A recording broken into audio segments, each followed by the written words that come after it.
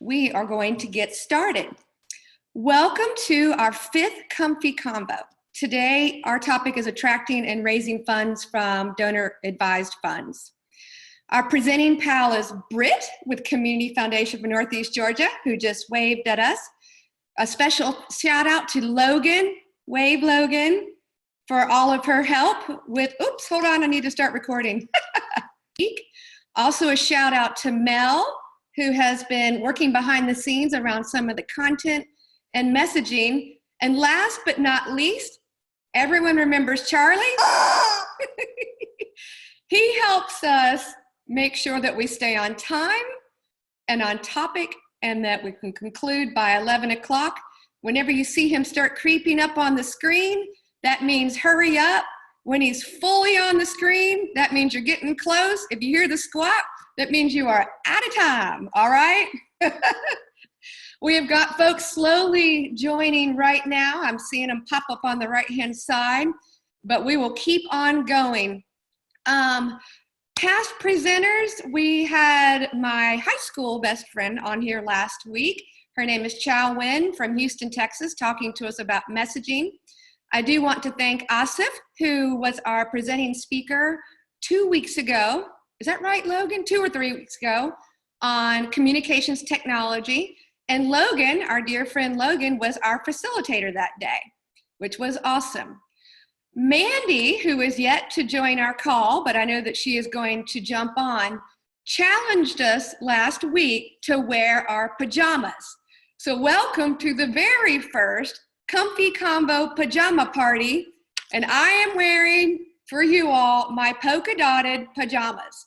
They're comfy and warm, although a little too warm right now because it's hot in my house. But we are going to have a fun day. It's Friday, it's May, it's a new month, new energy and new spirit for all of us. So I'm super excited. A little note before we get started is next week's Comfy Combo is going to be a little bit different. Hello, Asif. I just recognized you a minute ago and thanked you very much for being our presenting speaker a couple weeks ago. So welcome, welcome, sir. Our next week's Comfy Combo is going to have a different format, and we are not going to record it. We have recorded all of these up until today. So next week, we're going to start talking about fund and resource development planning and the new normal. Leading up to our Comfy Combo next week, we have talked about attracting and leveraging different resources. We have invited our presenting pals every week, and they bring to us expertise, and they're practitioners in whatever resource we're exploring during that week. Next week, it'll be 6 weeks, is where I'm really wanting to take everything that we have learned and talked about and discussed and drilled down on and figure out how you as a nonprofit or social sector leader can apply those learnings to your resource and fund development planning in this new normal, as we're almost midway through 2020 and then, rushing forward to 2021, it seems like these days. So that is next week. Again, it won't be recorded, same time, same place on Zoom. And without further ado, I'm going to have you guys start introducing yourselves. So today, again, our topic is donor-advised funds. What I'd like for everyone to do is introduce yourself, so say your name, the organization you represent, and to your knowledge, have you ever received any funding from a donor-advised fund in the past? So the answers are yes, no, maybe, or unsure. All righty, so let's go ahead and get started. We have Peggy. You are first up today. She has been on, I think, most of our webinars. Welcome back. Okay. Good morning, everyone. I'm Peggy Crawford, and I'm with Oakwood Trails Neighborhood Initiative. And as far as donor advised fund, I'm not sure. So. All righty. Thank you very much. Let's have Britt, who was our presenting pal today. So hello. Hi, I'm Britt. I'm from the Community Foundation for Northeast Georgia. And prior to starting work at the Community Foundation, I had received funds from a donor advised fund. Great. I'm glad to hear that. So you're in a perfect job right now to talk about the advantages of attracting them. Yeah. Perry, you are up. Oop, audio. You got to take yourself off mute. All right, got it. Sorry about that. There you go. No All problem. right. I'm Perry Dillman. I'm with the Salvation Army in Gwinnett County, and I have been fortunate enough to receive funds from donor advised funds before. Woo! All right, 2 in a row. Logan, ma'am, introduce yourself, please. Hi, everyone. Good to see everyone back. I'm Logan Serrano. I work with Leadership Gwinnett. I do the marketing and communications, and then I also help Michelle with hers as well. I'm not sure with Leadership Gwinnett if we have received any donor advised funds. Michelle actually helps us in that kind of realm. So, Michelle, have we? You have actually in the past. Okay, there we go. Miss Carol, a return guest and a group I actively work with. Good morning, Carol Yancey, Oakwood Trails Neighborhood Watch Group. I'm unsure. I don't know if Community Foundation of Greater Atlanta is considered such, so I'm unsure of the grants that we've received. All righty. Okay, thank you, Carol. I'm going to lean on you probably have not received one yet. Yet, I'm saying. Lori, you are up. Hi, my name is Lori Blank. I'm with the Ray C. Anderson Foundation, and I'm here for information gathering. We have not received a donor advised fund. We are actually considering creating one with some other nonprofit or with some other foundations, so I just want to get some additional information about DAFs. Great. Welcome, Lori. And now that I've got you on a call, I would like to recognize and thank Lori for supporting some of the work I've done in the past with the Partnership for Southern Equity. So thank you, thank you, thank you. All righty, Jacob with the Patchworks, you are up, and maybe Miss Nina's with you. She is. Okay, we'll reveal ourselves. Hey! That's Nina. I'm Jacob. We're at the Patrick's Art and History Center in Cabbagetown, Atlanta. We're in bed in our sleeping outfits. And anyway, we're not really sure. We have gotten funding from sources that I don't really understand where it's coming from. They just gave it to us. Anyway, all right. We're unsure. Awesome. Good to see you both. Y'all look incredibly comfortable, and I might just be a little tiny bit jealous, actually. You're in bed. All right. Bye. Francis, you are up.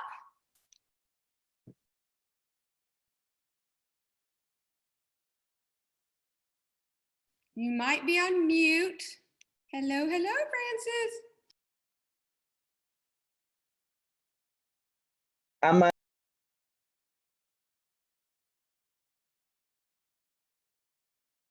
Yeah, do you hear me now? Yes, we do.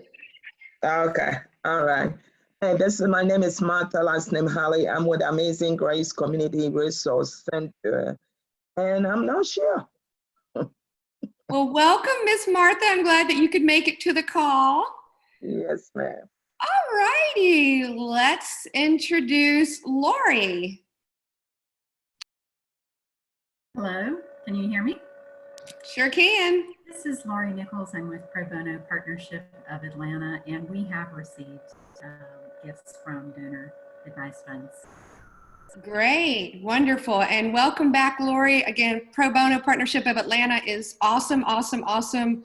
I've worked with them in the past and encourage everybody to do some research on them. They are great. Asif, you are up, sir. Sure, I'll start the video for a second since I'm at a red light. I'm with CCS Marketing and Technology, 2 organizations where I volunteer as a board member. One previously, Habitat for Humanity in Gwinnett, I believe has received donor advised funds and continues to do so. And then the second one is the Library Foundation Board in Gwinnett, which I believe also has received the funds. Wonderful, very good. I love Habitat and love libraries. Mary Wilson, introduce yourself, please.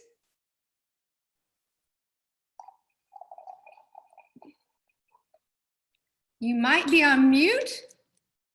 Oop. Mary? We might come back to you. Sharon, you are up. Long time no see, Sharon. Hi, Hello. I'm Sharon Rowan, and I'm with a small neighborhood community garden, which you've worked with, Norris Lake Community Garden. And we're thinking about becoming a 501c3, which we're not yet, and just joined really for informational purposes. Wonderful. Welcome, welcome. Mr. Gary Harris.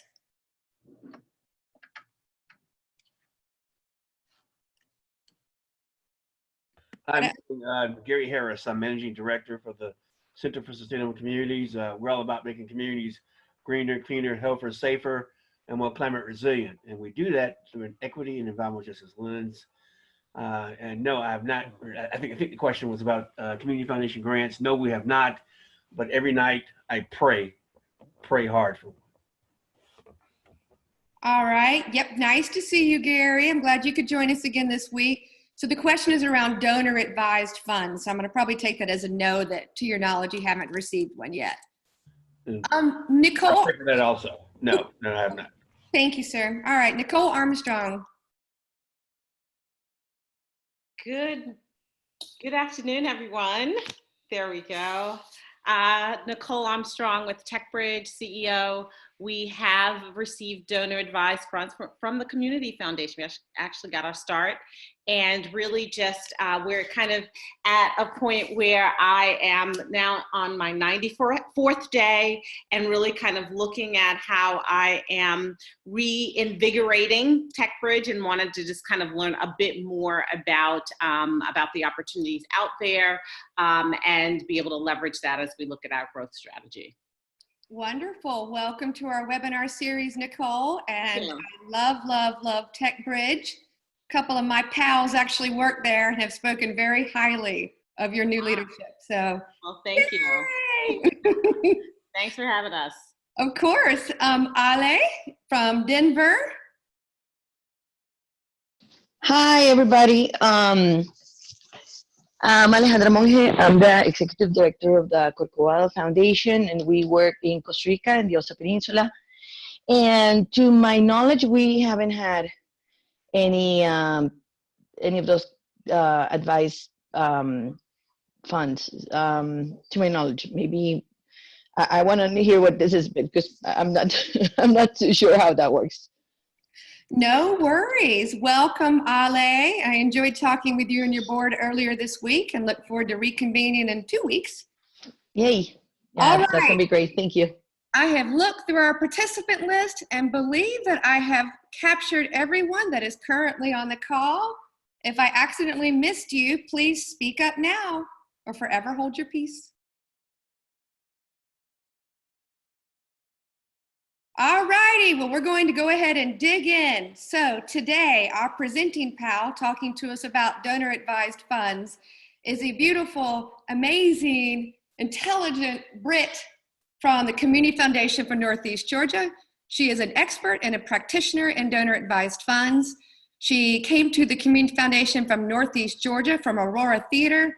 A couple of my friends actually run Aurora, spoke so highly about all of her work and how engaging she is and a great relationship builder. So without further ado, Britt, you're on, my friend. Hello, everybody. Thank you for those are very, very kind words. I did get the memo about pajamas today, but I had to host a donor advised fundholder call this morning. And so I was a little bit more presentable than my pajamas. I did call it my virtual coffee with them this morning. So I probably could have pulled off pajamas, but I didn't. So sorry, I'm a little more dressed up than a lot of folks today. I'm very excited to be here and talk to you about donor advised funds. I know that Michelle talks a lot about relationships and relationship building, and that's really what donor advised funds, that's the nuts and bolts to them. They are donor advised funds. There's two routes to them, really.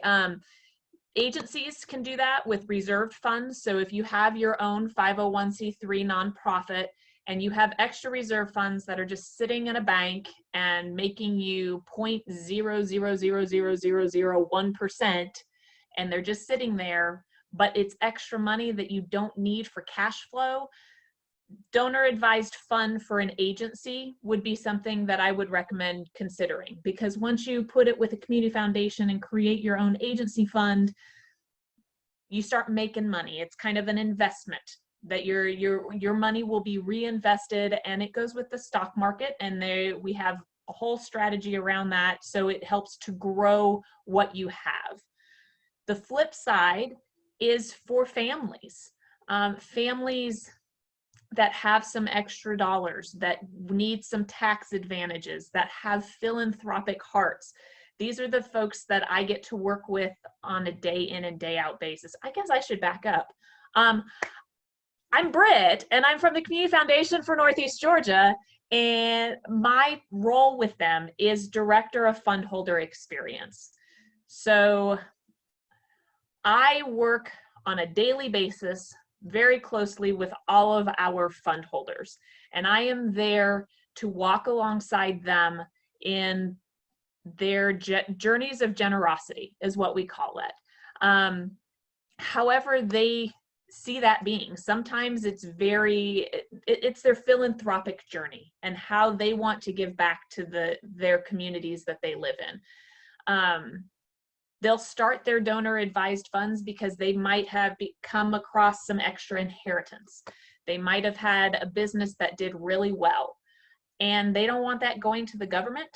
They would rather put it back into their communities. So a donor advised fund is there, and it is exactly that. It's donor advised. They do get a tax advantage because as the community foundation, we are a 501c3 nonprofit ourselves. So when they donate to us to open their donor advised fund, they get an immediate tax credit off of that.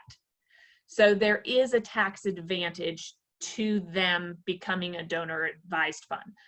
But the folks who usually open up these donor advised funds don't just do it for the tax advantage. They really have the hearts to want to do something good in their community. So once they've given to us, they've already given it away.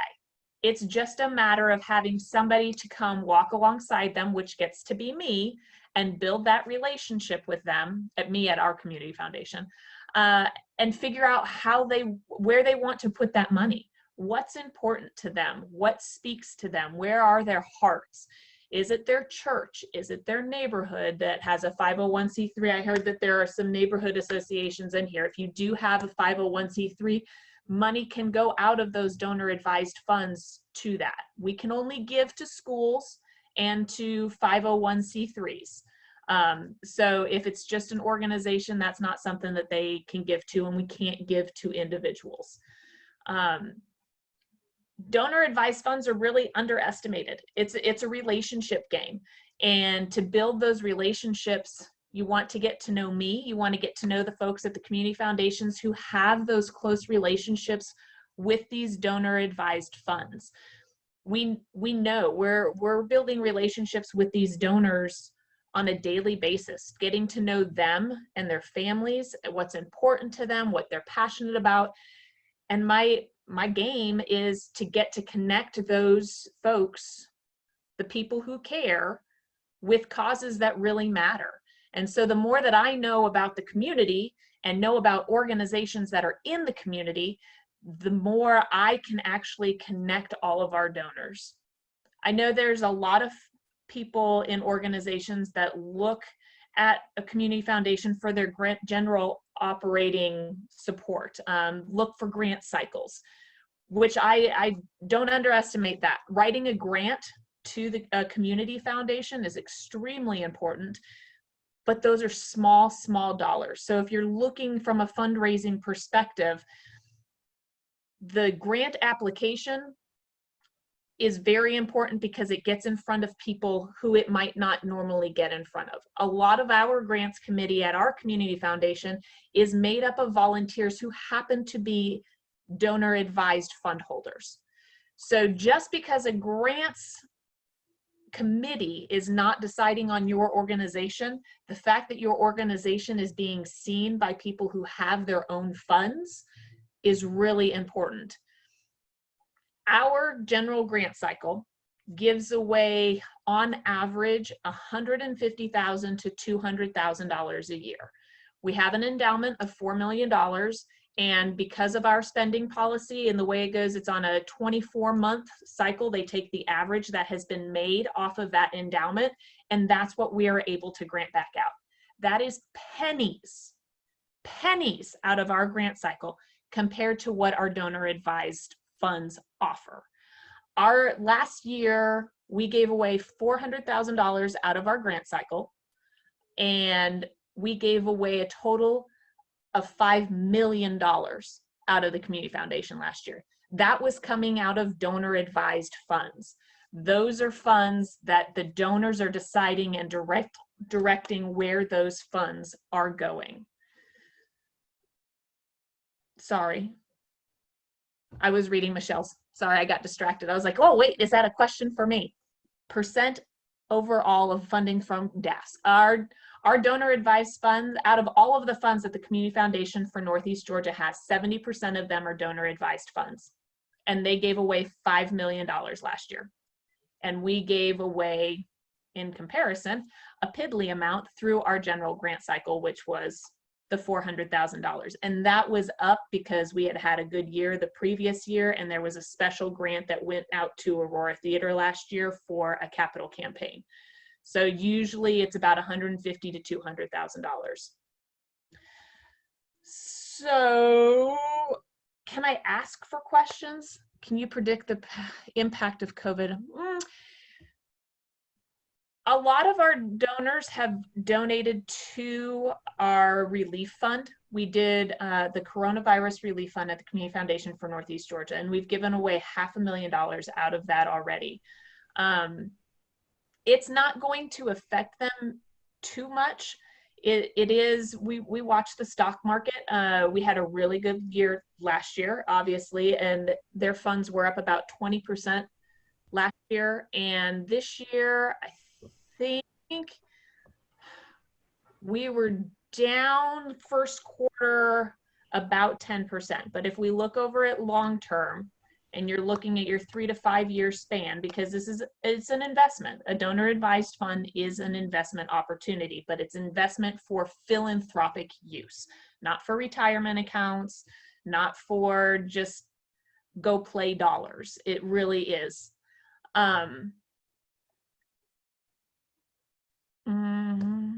Sorry, I'm getting distracted by the chat box, making sure I answer these questions.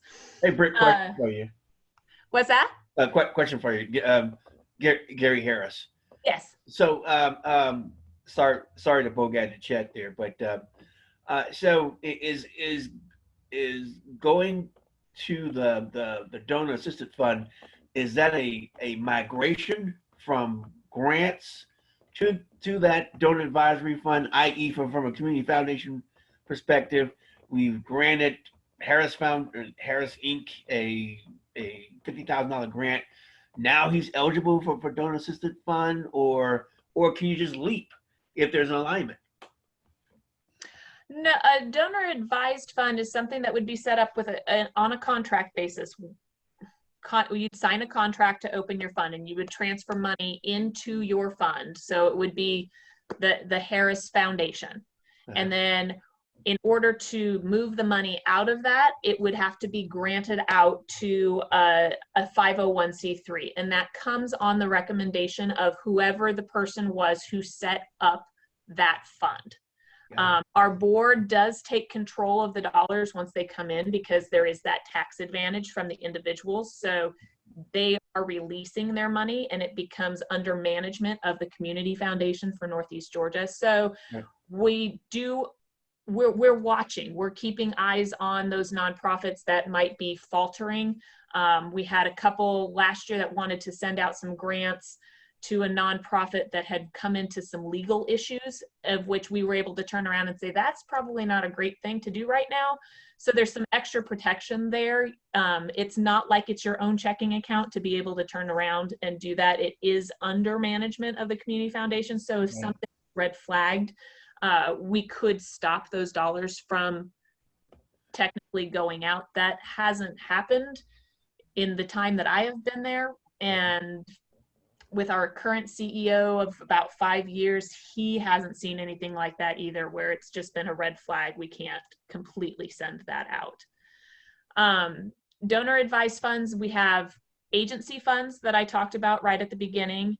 And then we have just a normal donor advised. There are also donor advised designated funds. So if an individual has their IRAs, their required minimum distributions, they can set up a designated fund for that. That can't go into an actual donor advised fund because of IRS rules and regulations. It has to be directed and designated to 2 to 3 specific organizations, or it has to be under the umbrella of all of the money that is coming from my RMD is going to be for healthcare purposes.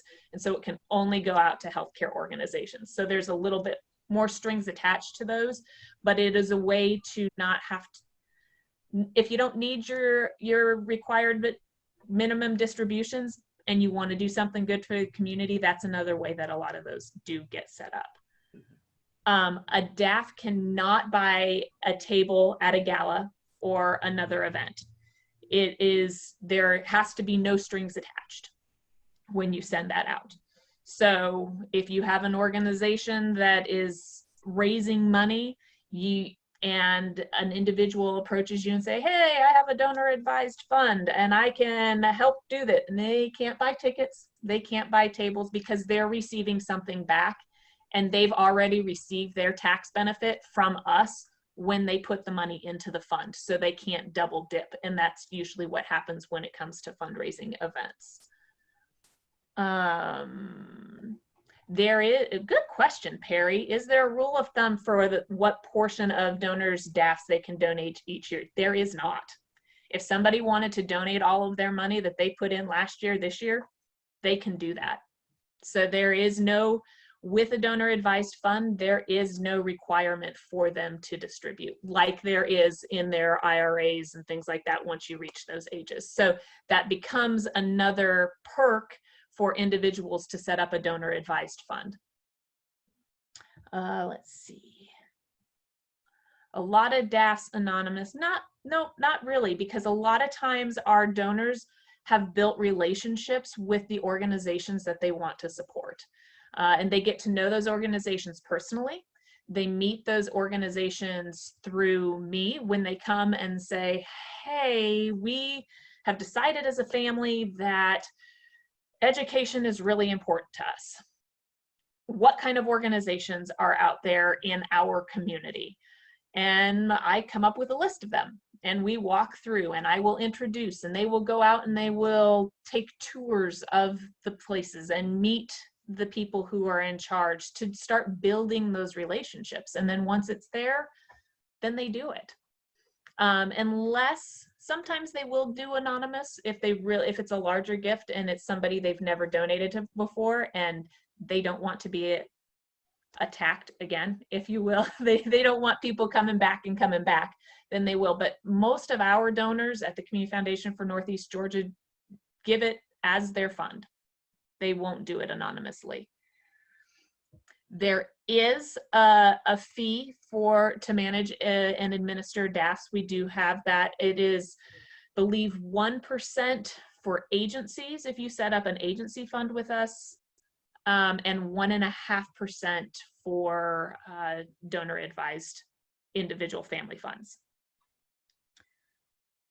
Can a donor take money from their DAF and give it directly to my nonprofit? Yes, they sure can.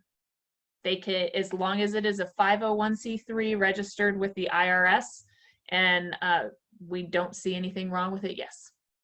We use GuideStar a lot. So if you guys haven't used GuideStar, check your organization there. That is one of our first routes to go through. You're registered with the Secretary of State, and make sure that you have your profile up on GuideStar and that your tax returns and things are being set up onto GuideStar, because we use that quite a bit. Any other questions? What else did I not cover, Michelle? I get so excited about this, and then I go and I don't know what I have said and what I haven't said. Britt, you did wonderful. Thank you very, very, very much. Donor advised funds, honestly, for most of the social sector leaders that I work with, are kind of a mystery. People are just not really clear on what they are, how they can benefit from them, how they can attract that funding, what they can do to sustain that relationship with someone associated with a donor advised fund. So I think you did a beautiful job of covering that and lifting the veil, if you will. So let's see. It's a relationship game, and it's the crapshoot, just like grant applications are. It really is, except with a grant application, sometimes it's a shot in the dark, and the donor advised funds relationship is a relationship game. So it gives you the opportunity to get to know people.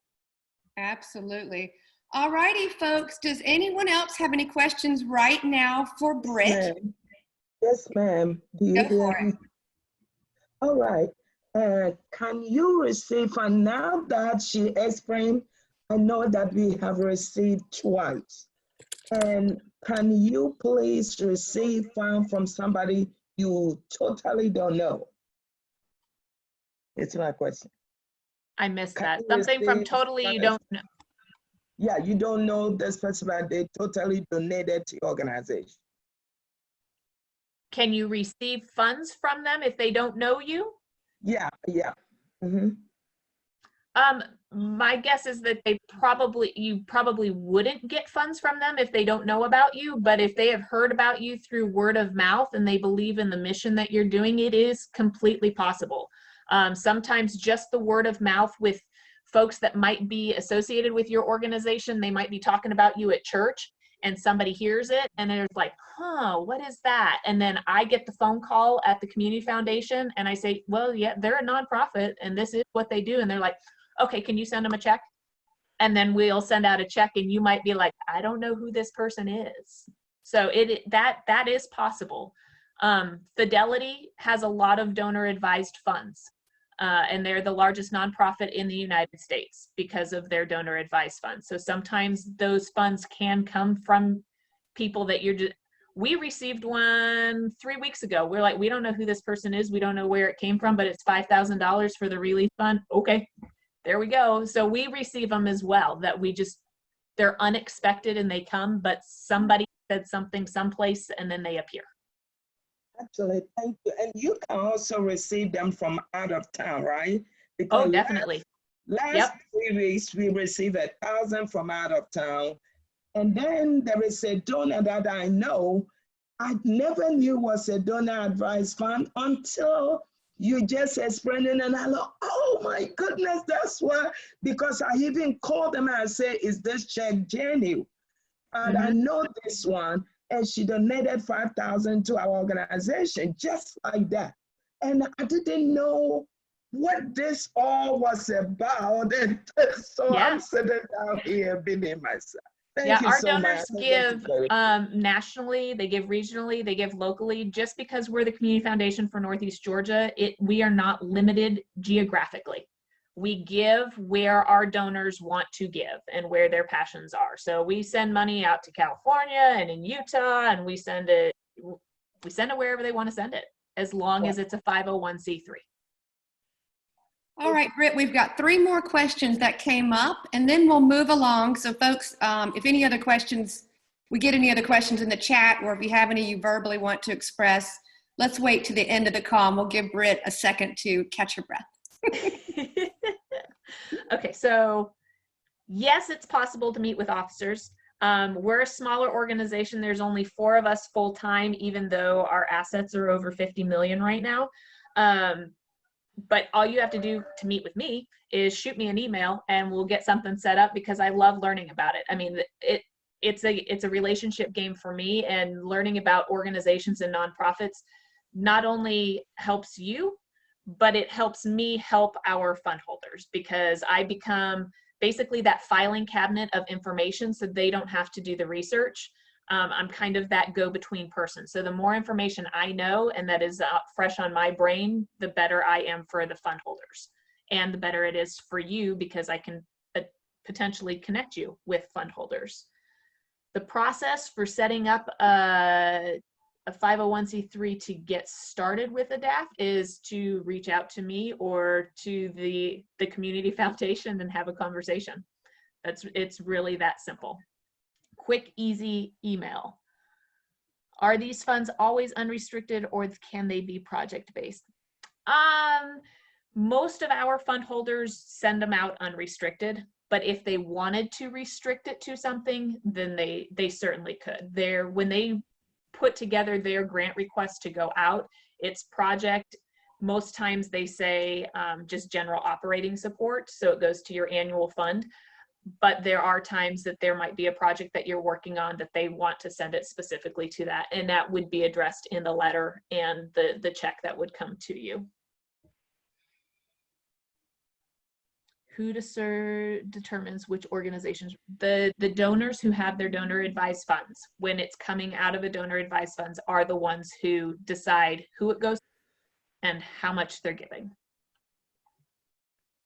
All righty, I think you've captured all the questions. So everybody that's on video, let's give Britt a hand. Thank you, Britt. Yes. Thanks for having me, Michelle. Of course. No, again, this is the donor advised funds are something that people have always wondered about. And I thought it would be a perfect opportunity on this webinar series to have you talk about it and at least inform and educate us. All righty, folks, we are moving into the learning piece of our webinar today. And so Britt brought to us a conversation around these DAFs, donor advised funds, very high level, based on her experience and her expertise and her role at a community foundation. The learning piece is really putting yourself or myself, as I deliver this to you, in the shoes of a nonprofit organization of how you can attract support from a donor advised fund. So I'm going to quickly go ahead and share my screen with everybody. Get this slideshow going. All righty, hopefully everyone can see my screen. Logan, if you'll keep an eye out on the chat box for me, I'd appreciate that. And then the ones that come to me privately, we can address at the end. All right, so our question in the learning piece, our question for today is, how can social sector leaders attract gifts from donor advised funds? The way that we have approached this webinar series is, at the root of it is resourcing systems change. And the way that we have done that through this webinar series is take a specific resource and then talk about it on our webinars. Again, bringing the perspective of an expert and a practitioner, and then the perspective that the facilitator, which is in most cases been myself, of how can a nonprofit attract or leverage that particular resource. We'll talk a little bit more about this model towards the end. And honestly, folks, for those of y'all that tune in next Friday, this is the model that we'll be using to talk about your resource and fund development strategies in the new normal. All right, moving on. We have approached the different resource areas using the model that you see on your screen. So 3 different categories. We're looking at leadership around attracting and leveraging donor advised funds. Your vision of how to, again, attract and leverage donor advised funds, and the impact that you can have with donor advised funds. Where we always start the conversation, I encourage you to think about this, is what is your deep purpose in attracting and leveraging these donor advised funds? And what I mean is that if you're going to put the time and effort into setting up a program that is accessible for these DAF folks, why do it? What is it for? Is it for general operating support? Are you doing it because you have a specific program or a project that maybe you've struggled actually getting funding for it and you want to figure out a way to get funding? So really, what is that deep purpose statement? Today, we'll walk through these 3 different categories through the lenses of being confident, and then how can you take that confident leadership to the next level and be a bold leader in a way that you can figure out how to navigate donor-advised funds to your advantage. That second tier is, as nonprofit leaders, social sector leaders, most of us consider ourselves pretty creative. We have to be. But how can we take it to that next level and be innovative in attracting these donor-advised funds? And then lastly, all of us have figured out, and this new normal is really going to emphasize this even further, is that we need to be collaborative in nature and have collaborative impact on our communities or the issues we serve. But how can we take that to the next level and truly be transformative in that impact? And then lastly, what is our North Star as it pertains to this particular resource, if you will? What are we trying to do if we're going to put the time and our resources and our energy into attracting and leveraging these donor-advised funds? Really, what are we trying to accomplish? How do we define success? And so that's something, again, I encourage you to think through. The template for this worksheet is sent out every single week when Logan sends you guys the Zoom information. So you will find it. Again, take notes on it if you'd like to, or go back and revisit at a later date. Moving on, leadership. Every one of us on this call are leaderships in our own lanes. So how can we express our competent leadership around utilizing these donor-advised funds? Let me ask a question for those folks that have received a donor-advised fund payment in the past. And I'd like for you guys to think about it and tell me about, when I'm done with this section, we're gonna have you guys speak up, but how can you become DAF ready? Did you do anything, or was it a check that just showed up in the mail? I'll quickly share with you my very first donor-advised fund that I received, and it was when I was working in foster care, and I got it, I think it was, my birthday is New Year's Eve, and I believe I actually got it on my birthday one year, years ago. And it was a humongous check. I couldn't believe it. It was like Christmas. And I mean, it truly made my birthday and the next year, and everybody's high-fiving me at the nonprofit, but I really didn't do anything. And I thought, what in the world is this? And that's what turned me on to donor-advised funds way back then. For folks who have received it, I really would love to hear your story so that you guys can encourage and motivate other folks on the video call today to really think about how to utilize these donor-advised funds.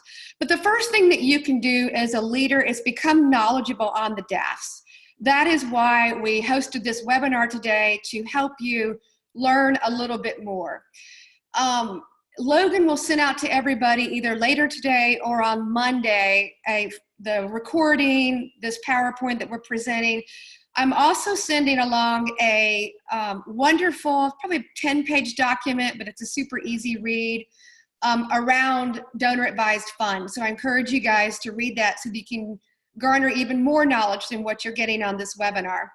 But very quickly, to be knowledgeable, you need to know that DAF sponsors of public charities. Community Foundation for Northeast Georgia is a DAF sponsor. As Britt lifted up, they're quick and easy to set up. That is one of the things that really motivates these folks to, these donors to set up DAFs. Once folks put the dollars into their DAF, it's tax-free, that growth, it'll continue to grow. Those dollars will be used to give out to charity. There's no legal payout requirement like there are for private foundations. I think we had a couple foundation folks on the phone, so they know all about that. And lastly, in this section, know the qualification process with your local community foundations. So here in Atlanta, the process to become donor or DAF ready, if you will, is different for the Community Foundation for Northeast Georgia than it is for the Community Foundation for Greater Atlanta. And then lastly, y'all, position your organizations to be DAF friendly. All righty, so before we move on, would anyone on the call like to elevate, and I'm gonna stop the share for a quick second, elevate a story about receiving a donor-advised fund in your past.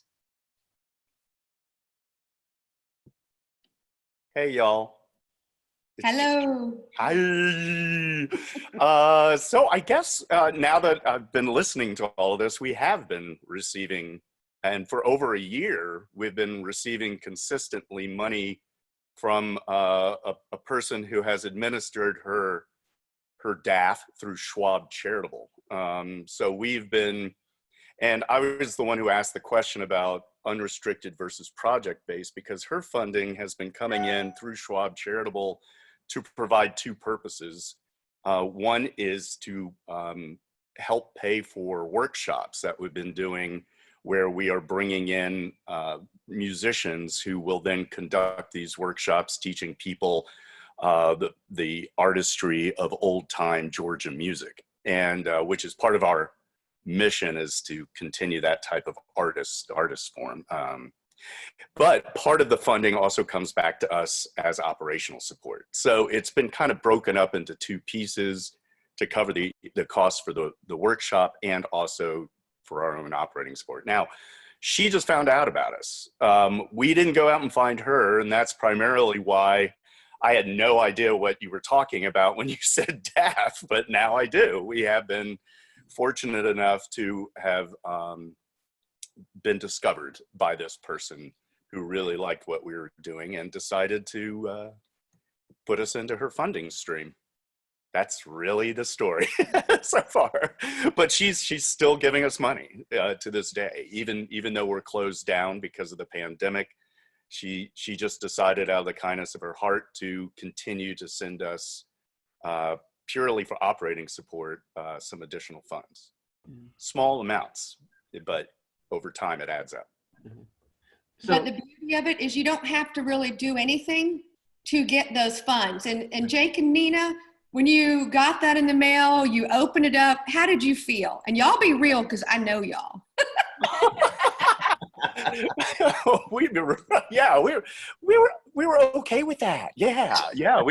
We were very happy, and are continuing to be happy whenever we get one of these Schwab Charitable checks. Now, the funny thing is, occasionally we get a phone call from Schwab Charitable themselves checking in on it, like, how is this money being used? Yeah, we didn't sign any kind of contract, and that's what's kind of interesting. We just started receiving this money. We understood that we were supposed to partition it out so that X amount of dollars goes to pay for our workshop leaders, and then we get to pocket the rest, or the Patchworks gets to pocket the rest. But yeah, I mean, it feels great knowing that there's somebody who believes in us to this extent that they are willing to take this type of fund and give it to us continuously. It kind of gave us a little bit of validation that what we were doing and our mission is actually working and reaching people. And that, sometimes we think that we're working all the time and it's just not getting anywhere some days. But when this happened, we realized that we were actually making impact on our community and the communities beyond our community. So, it was kind of a cool feeling that someone actually likes us. Well, and now that we know what this is that we're getting, we think it might be a good idea to promote it even more. Like, hey, world, we have been getting this fund, and so jump on, come on, join the fun, something like that. We might market this, take advantage of it. So Jacob, yes, sir. Gary Harris. So beyond the gift from God theory, what do you think that you did in a purposeful manner to receive this gift? Was it your brand? Was it your reputation? Was it your track record performance? Did you put yourself in a pipeline of charitable organizations? Was it your outreach to foundations? Love me some God, but what do you think? What do you think created this awesome gift for you?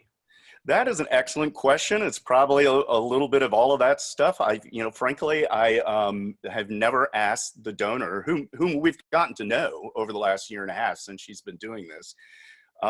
We are a community-based history center, a preservation center in a neighborhood that has a lot of great stories, essentially. And so we like to tell these stories, and music is a big part of this neighborhood's history.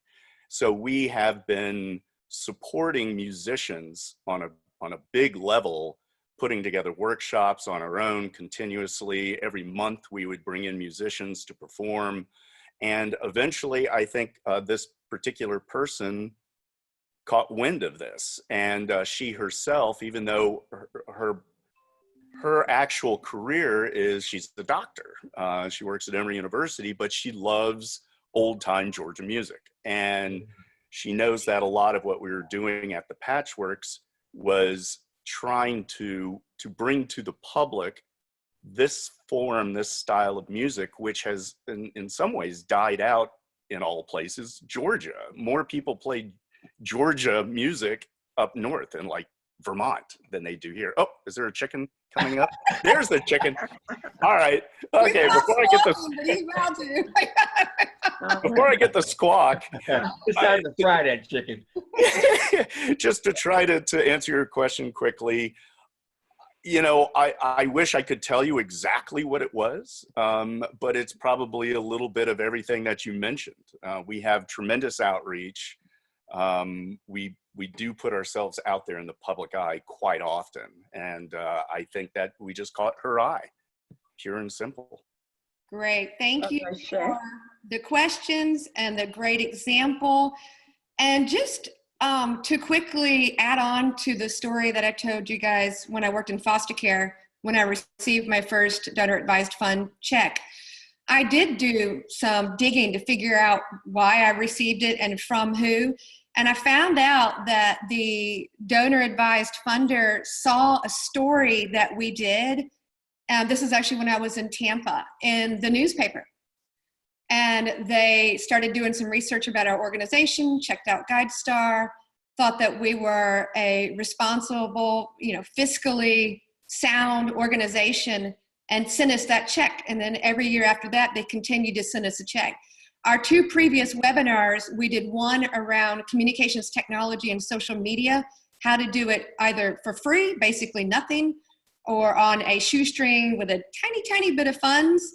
The second one we did was around messaging. So folks, again, communications technology is a resource. Your messaging is a strong resource, your impact message. And those impact messages that you get out there, that's what can attract these donor advised funds. You have no idea sometimes how they hear about you. And so investing your time in developing a strong message about what you do, why you do it, where you do it, what that long-term impact is we can see through donor advised funds why that's important. All right, folks, we're gonna move on. So I'm gonna reshare my screen again.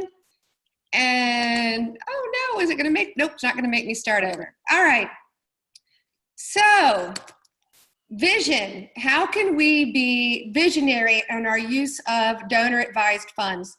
The first thing, friends, is ask. You don't know who has a donor advised funds, but one thing that you can do is communicate in all of your communications. So on your website and any type of perhaps like MailChimp marketing email, any other types of communications that goes out, is that you can accept a donor advised fund. And so that's really, really important to make sure that, all the messaging that you put out there lets people know that they have access to you. Another way of doing that is kind of what they call reverse engineering a DAF gift. And so if you get a check from a sponsoring organization, our example today was Community Foundation for Northeast Georgia. It might be from the Betty White Fund or something like that. What you can do then is try to do the research on that and then start reverse engineering a relationship with that particular donor so that you can sustain those dollars.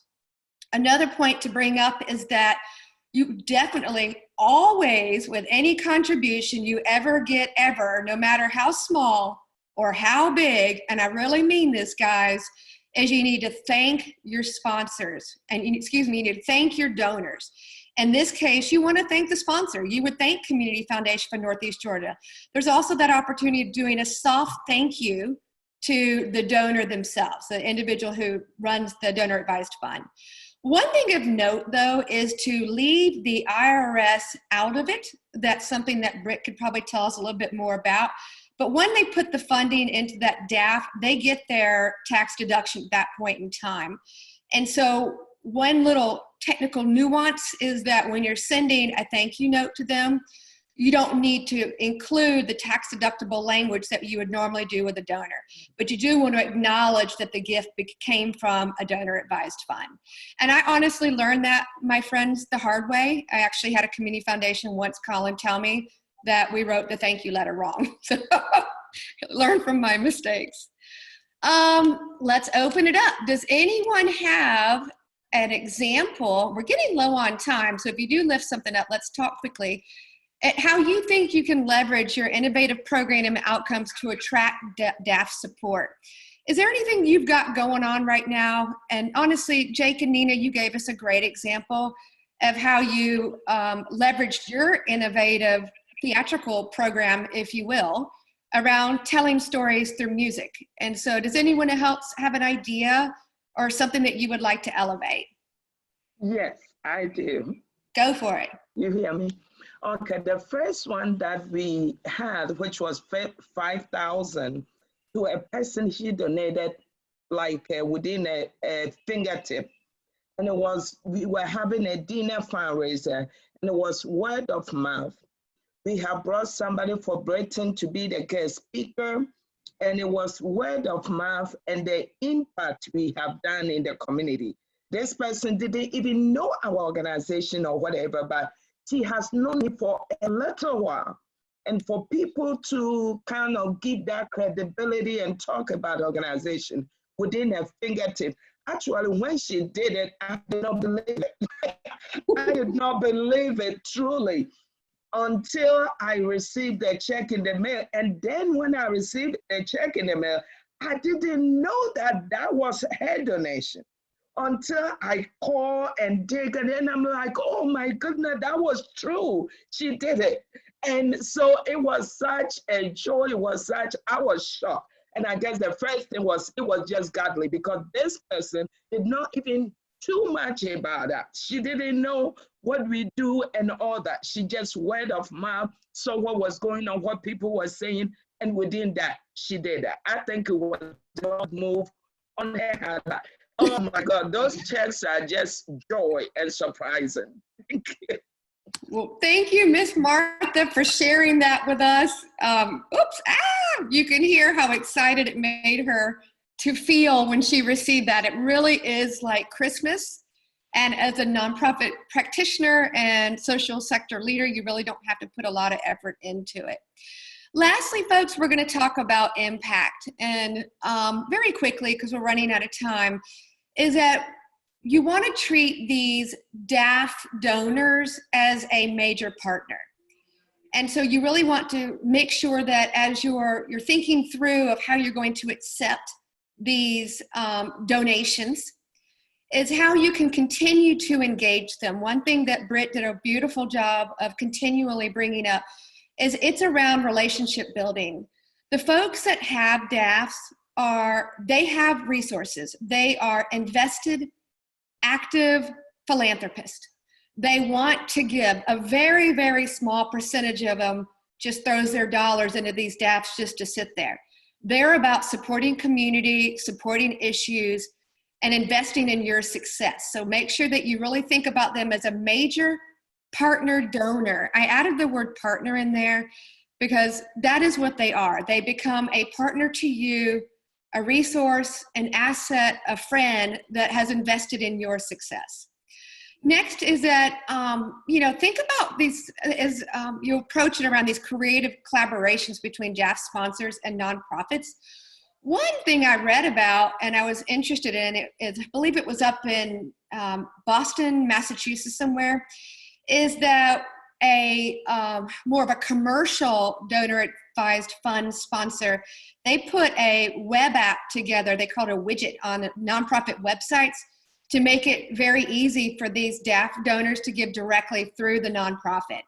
And my understanding just from reading about it is they had a lot of success. And so it was almost like instantaneous. It was beautiful. And another note before we have folks ask any more questions or bring up any great ideas is that donors are forming collaboratives. And so we have seen collaboratives as a result of coronavirus start to form. We have seen, donors, not just in donor advised funds, but donors and then philanthropy coming together to form collaboratives. And again, the impact of that is that if we leverage all of our resources and assets as a collective group, then we can be so much more successful and broader in our impact. Alrighty, folks, that takes us to close to the end of our presentation today. So how can you activate DAF donors around the change that you seek? Does anyone have a story that you'd like to lift up?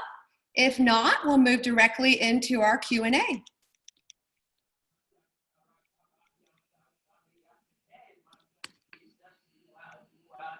All righty. Okay, we are, oh my goodness, y'all, we're at 12:01. We ran a little bit over, I'm sorry. Logan, did you get any additional questions in the chat box? Sorry, I had to unmute. No, I have not, so we're good. Okay. All righty, so I think we are in pretty good shape here. We'll stay on the phone for another few minutes as in case anybody does have any specific questions for Britt or myself or anybody else that wants to stick around. Otherwise, we're hosting our 6th Comfy Combo next week. Again, it will be a different format. We will not be recording the Comfy Combo because we want everyone to feel comfortable in a courageous space to talk about their fund and resource challenges in the new normal. Quickly to throw it to Logan. She has done a great job of promoting these Comfy Combos. We have got a new website. So Logan, you want to talk about our social media and website real fast? Yes, so please visit our website. We have all of our resources on there for you guys throughout all of these webinars. We are keeping them all hosted there under our events link. So it's npvoicellc.com. And on the events page, you can view all of these recordings. They're right there. You just click on the videos and start watching them, and you can register and see all of our upcoming events as well. So I will make sure that we get this presentation, worksheet, and a few other documents out to you guys in a follow-up email, hopefully later today. Let me know if you need anything. I'll put my email address in the chat box if you have any questions. All righty. Thank you, everybody. Charlie says goodbye. Have a beautiful, relaxing, wonderful weekend. I hope to see you guys back next Friday to talk about your fund and resource development strategies and the new normal. Bye, everybody. Take care and stay on the line if anybody has any very specific questions for Britt or myself. We'll stick around for a little bit longer. Thank you very much. Thank you very much. Thank you. We appreciate you joining us. My pleasure. Hey, Ms. Michelle, is there information maybe I missed it for Brad? Either email or phone number? Wait, say that again? Email or phone number for Brad, our speaker today. For Britt? Britt, would you mind putting that into the chat Certainly. box? Yeah. And I will say one thing about Britt and then the Chief Executive Officer of the Community Foundation for Northeast Georgia is that they are absolutely amazing about responding to anyone and everyone. So there isn't that whole, I'll pick who I respond to kind of thing. They're so open and transparent and community minded and truthfully about having, that intentional long-term impact on community. So kudos to you, Britt and Randy. And as a little side note, for those of y'all that are still on, Community Foundation for Northeast Georgia, they do host trainings every week. I believe they're still on Thursdays, right, Britt? Oh, goodness gracious. Christy does it. I think so, yes. I know we had to change last week's because it was about the PPP second round, and we had to move that one up. So I do think that they are Thursdays. I think that is cool. All right. Another friend of mine, her name is Susanna Darrow. She has Susanna Darrow Consulting. She does workshops as well. I don't know when, but she does it. Georgia Center for Nonprofits, Network for Good. Those are pretty much the ones that might go to. The Stanford, so I always forget, SSIR, I'm so bad with acronyms. Stanford Social Innovation Review, they will host occasional free webinars. The Harvard Business Review is a great resource to learn more about different research strategies, but also about donor advised funds. They don't, to my knowledge, they don't do a lot of webinars, but they have a lot of great reading material. All righty, well, if no one has any more questions, hey, Aja, I see that you got on the line. Good to see you. Thank you, everybody. Take care. Have a blessed weekend. And Britt, thank you for your time. Thank you for having me. Thanks, Britt. Thanks, Bye. Logan. Bye, Take care. guys. Bye.